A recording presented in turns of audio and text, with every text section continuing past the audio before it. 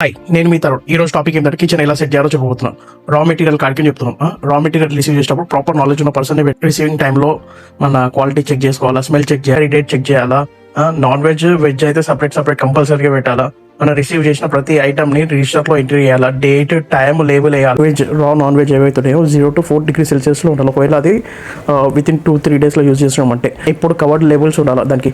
ఒకవేళ కవర్డ్ లేకపోతే food temperature 8 to 25 degrees Celsius air tight కంటైనర్స్లో మనము డ్రై స్టోరేజ్లో పెట్టి కార్డ్బోర్డ్ బాక్సెస్లో పెట్టకండి ఎప్పుడే కానీ. మన ఎయిర్ టైట్ ప్లాస్టిక్ కంటైనర్స్లో సేఫ్ ఉంటాయి. కానీ మనకు ఫీఫో ఫాలో అవ్వాలి. ఫీఫో అంటే ఏం లేదు, ఫస్ట్ ఇన్ ఫస్ట్ అవుట్. అంటే ఒకవేళ లీఫీ వెజిటేబుల్స్ అయితే 2 to 5 Celsius degreesలో పెట్టాలి. మన ఫ్రిడ్జ్లో ఎయిర్ టైట్ కంటైనర్ స్టోరేజ్లో పెట్టాలి. ఒకవేళ రూటెడ్ వెజిటేబుల్స్ ఎగ్జాంపుల్ ఆనియన్ కానీ ఇవైతే మన డ్రై వెంటిలేటెడ్ ఏరియాలో పెట్టాలి. నాన్ వెజ్ వెజ్ ఎప్పుడూ మిక్స్ చేయకూడదు, క్రాస్ కంటామినేషన్ ఎప్పుడూ చేయకూడదు. మనం కలర్ గ్రేడ్ ఫాలో అవ్వాలి మన చాపింగ్ బోర్డ్స్కి. గ్రీన్ నైఫ్స్ కానీ మన నైఫ్స్ చాపింగ్ బోర్డ్స్ ఎప్పుడు సపరేట్గా పెట్టాలి. ఎప్పుడే కానీ శానిటైజ్ చేస్తూ ఉండాలి మనం యూజ్ చేసిన తర్వాత.